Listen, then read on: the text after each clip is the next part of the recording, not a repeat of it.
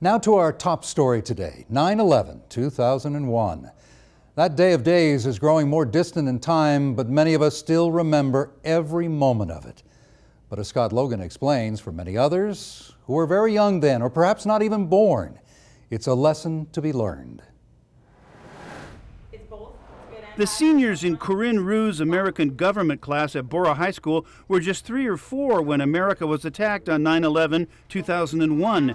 They have little or no memory of the terrible events. I don't remember anything that day. They kept mentioning New York and planes and stuff, and at that time I didn't know what New York was. Which is why each year on 9/11, Corinne Rue discusses it with her students and shows news clips of the terror attacks. My goal is to make sure that kids understand what happened on 9/11.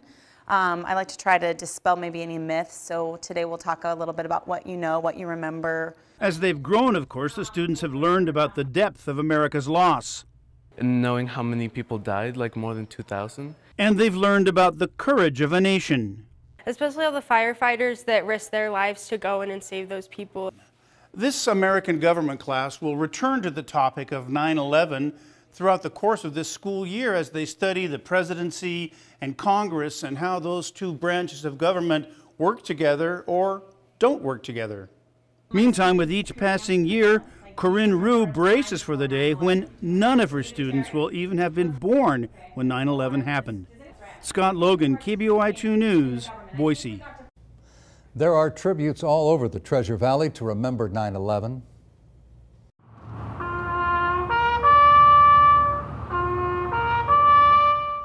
The Nampa Fire Department gathered for its annual Patriot Day ceremony this morning. The event honors those who paid the ultimate price, who were serving their community on the day of the terrorist attacks. It profoundly affected the fire service, and there's very little that we do that we're not thinking about that day when we do it. It spawned a lot of training organizations that came out of that. 9/11 marks the largest loss of the fire service in a single event, killing over 340 firefighters. For the 7th straight year, police officers and firefighters from around the Treasure Valley came together for the Never Forget ceremony. There was also a golf tournament. The ceremony honors the lives of first responders killed during the terrorist attacks. The golf tournament helps raise money for police and firefighter benevolent funds to help those injured or killed in the line of duty. 14 years is a long time, and no doubt we've forgotten a lot about what we were doing back in 2001. But we surely remember exactly what we were doing when we first heard that planes had hit the Twin Towers. Jeff Platt found out why that is. He joins us now live in studio. Jeff? Well, we don't just remember what happened in New York and Pennsylvania. Just about everyone remembers exactly where they were and what they were doing when they got the news.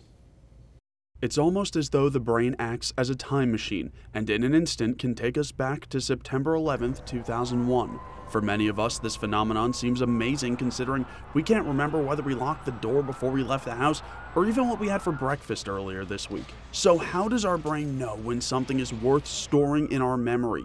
One psychologist says the answer is consequence. Why that sticks in our brain more than what you had for breakfast Monday morning is we all knew that was a major crisis. It was a crisis event that was going to change our world. And if you look at it, it did change our world. Dr. Zane Gonzalez says crisis events force us to put what is happening into a future context. However, he adds the effects of crisis events have a shelf life and are only temporary. Now, this can dramatically change our behavior and how we interact with people. Nelson says for some people, the change is positive. For example, those who after the attacks would walk up to first responders and thank them for their service, while for others it could be negative, manifesting in the form of stereotypes and hatred.